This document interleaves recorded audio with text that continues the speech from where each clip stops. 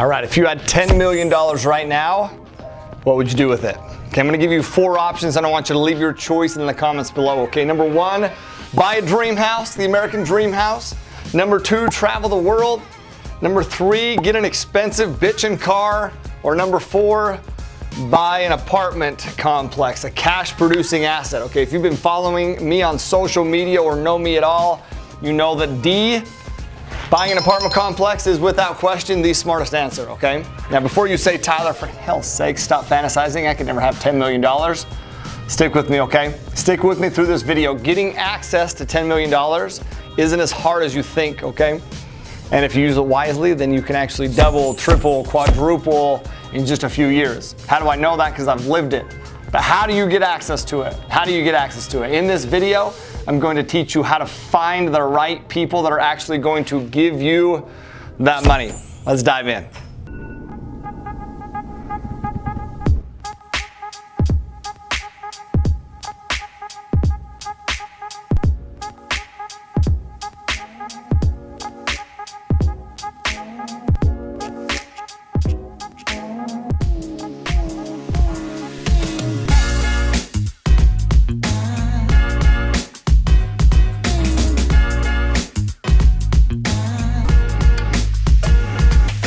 My name is Tyler Devereaux. Today we're going to be talking about how investors give us money, and more specifically, how you can find those investors who are looking to give you that money. To have a pool of investors that give me their money regularly. That happens today because of what I've done in the past. I use that money to buy apartments. Over the last 7 years, I've been able to purchase over $200 million worth of cash producing assets, apartments. Now, similarly, people like Elon Musk, Steve Jobs, Jeff Bezos, I don't know, just some of the most successful entrepreneurs on the planet. I've done the exact same thing, and look where they're at, not too bad. Okay, I'm gonna answer 3 questions. Where do you find these investors? It's very, very important. How do you get them to give you their money? How do you get them to continue to give you their money on a consistent, continual basis? Let's dive in. All right, number 1, where do you find investors? Okay, raising capital is one of my greatest strengths in the business. It is my greatest strength in the business. That's because I understand what investors are looking for. I'm gonna show you where to find them and why it's one of my strengths. So pull out your notes, because I'm about to blast you with golden nuggets right in your eardrum, okay? Get ready. So where are you gonna find these people? Literally everywhere. Y'all, the answer is everywhere. They're everywhere. I've met investors at tailgates, at my kids' sporting events, at my kids' school events, nice restaurants, football games, networking events too, strategic networking events, business networking, international. But I'm going to tell you something. Do not go there looking for people to help you. Go there looking for people to help. That's the difference, okay? Looking for people to help. Put your own selfish and petty financial concerns aside and focus on providing value and helping people. Put yourself out there and be ready to make that first connection, which we'll dive into as well. And I was closing a deal in Birmingham, Alabama, running late for the flight, and I'm not a chatty flyer, okay? I'm the guy that gets on the plane with big headphones that say, do not talk to me. But I was running late for the flight, didn't have my headphones on, went to sit down, and Hank, 87-year-old gentleman who was sitting right next to me, was eager to chat. There was no getting out of that conversation. I sat down, he asked me what I was doing out there. I told him I just closed a deal, and he's like, you know what? I bought some real estate in my day. And then goes on to tell me about all the real estate he's closed in his 87 years of life, which is way more real estate than I have done in my 37 years of life. I literally didn't even say anything the whole time. It was more like, what? Really? How did you do that? Awesome. Tell me more. That's it. But towards the end, the flight's about to land. I have to use the restroom, and I don't want to interrupt him because, I don't want to be rude, but now it's too late into the descent, and now I cannot get up to go to the restroom, and I'm getting a little bit nervous at this point. We land. It's the longest damn taxi ride to the gate I've ever had in my life. And immediately when we get to the gate, I was in that first seat. I jump up out of that seat, run to the restroom, which is embarrassing in and of itself. And I'm thinking to myself, I had this panic moment of like, oh my gosh, dude, I don't even know if he knew my name at that point. I wasn't prepared for the situation. I didn't have a business card. I wasn't going in there thinking, maybe I'll meet an investor. And that is somebody who could absolutely be an investor. And even if not an investor, somebody that I could certainly gain wisdom, information, knowledge from. Sick. I jump out of the restroom, grab my backpack, go to walk out, and Hank, that 87-year-old gentleman, was sitting in the jetway waiting for me with his business card and is now invested on nearly every deal that we have done since. Y'all, you never know who you're chatting with and what can lead to an investor. So be prepared. always. I'm so lucky and grateful that Hank was. And Hank, if you're watching this video, so glad I sat next to you and so glad I didn't have my headphones on, my man. All right, number 2, how do you get investors to give you their money, okay? That initial interaction is gonna be very important for you, okay? Some people like to call that initial interaction an elevator pitch. So you need to perfect your elevator pitch, meaning practice what you're gonna say. You know, some people ask you, when you meet somebody for the first time, the most common questions are, what's your name? What do you do? So a lot of people are good at telling people what they do. They're just not good at letting people know why what they do matters. So I'm gonna give you the 5 basic rules of an elevator pitch, okay? Your elevator pitch, in order for it to be effective, you need to follow these rules because it's going to help you appeal to human needs. So number 1 is to identify problems. What are some potential problems that these investors may have? Stock market volatility, 401k underperforming, paying high taxes, slow road to retirement, lack of investment options, lack of passive income opportunities, lack of time to learn or acquire real estate, risk of single family homes. We're about to give them some solutions. So in order for us to identify solutions, we need to be able to identify the problems. Those are some problems. Now some solutions. Once again, now that we've identified the problems, we need to be able to help them understand the solutions to those problems. We need to help them understand how they can not only just survive, but thrive with their investment money. Now, what are some of these solutions that we have? We need to answer 2 basic questions. Number 1, what do we offer?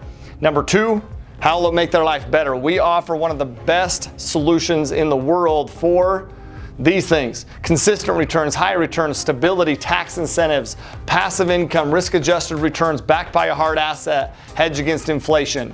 Now, rule number 3 is to keep it basic, man. The mind is wired for efficiency and effectiveness. Speed and clarity matter. So I want you to think of this like a story, but like a short story, a short children's story. Okay, I want you to keep it basic, less than 60 seconds. Now, number 4 is a call to action. Nothing matters unless you give them some way to respond. And then number 5 is to practice. Once again, practice makes progress, okay? You have to practice this thing to make it seem conversational. So let's get into these, okay? I'll give you an example. This is one of my favorite examples. This is one that I've used over the last little bit to raise, last quarter alone we raised, I think it was close to $30 million last quarter. So, and this is this introductory conversation that we've had with people to get to that point. In other words, it works, so take note, okay? Here we go. I meet somebody for the first time. They ask me what I do, and it looks something like this. You know, I buy apartments with investors. So suppose that you have some capital, some money that you want to invest, but you don't know how to acquire a good property. You don't know how to identify a good property. You don't want to be a landlord, those kind of things. Well, I do all that for you. I take your money, partner up with our money and other investor money, and we oversee the whole process. That way you can own real estate and benefit from real estate without having to deal with the headaches that come along with owning real estate. What about yourself? Do you invest in anything like that? Or what do you invest in? Once again, some way to get them to respond. Now let's go through the 5 rules. Rule number 1, identify problems. What are some problems? How to identify a good property. They don't know how to identify a good property and don't want to be a landlord. Rule number 2, solutions. What are the solutions? We would do that for them. Benefit from real estate. Rule number 3, speed and clarity matters. This is definitely under 60 seconds. Didn't use any crazy words. Simple, simple, simple, and it was a story. Rule number 4, a call to action, right? Do you want to invest in real estate or do you invest in real estate? Give them some way to reply. And number 5, practice. And I obviously practice because I just freaking nailed that thing. Listen, when you do that, when you appeal to human needs, when you help them understand what you do, when you help them understand why what you do matters, people will respond and be interested in what you do because what you do is important. All right, number 3, how do you get investors to continually give you their money on a systematic, continual basis? Okay, if somebody is seriously going to invest and consider investing millions of dollars with you, you've got to be sharp. You know, you've got to build their trust. You got to be trustworthy as well. So I want you to write this down, okay? Become an expert at your industry. Become an expert. Listen, I'm an investor who now invests people's money and also invests my own money as well. One of the first things that I look for is, does this person know what they're doing? Now I can tell because of the terms that they use, the actions that they say that they've recently taken, and things like that. Most of you are following my channel and you're interested in multifamily real estate. And if not, that's okay, but I'm gonna provide you with some resources to help you become an expert in the real estate space. In fact, we'll put a link in. You click the link in the description and I'll send you a list of the resources that I put together to help you on your journey to becoming an expert in the multifamily space. I've created an education company for a reason. It's because it helps people become an expert, and that is very valuable, and I'm so grateful for people who helped me become an expert as well. 2, how do you get investors to continue to give you their money? Okay, this one is simple, but once again, I want you to write this down because it's key. You're going to underpromise and overdeliver. Once again, I'm going to say that again. Underpromise and overdeliver. Now, let me give you an example of that. We acquired a 40-unit property in Mooresville, North Carolina. That property we bought for $1.1 million. Great deal, brought investor money into the deal. Now, we projected that our investors on that deal would receive returns in the 21% range, and we sold that deal 2 years ago, and those investors received returns in the 56% annual return range. Once again, more than double what we initially projected. We just are about to sell another deal, 122-unit deal in Statesville, North Carolina, where we projected that investors would receive, once again, right around, I think it was 19% annualized returns.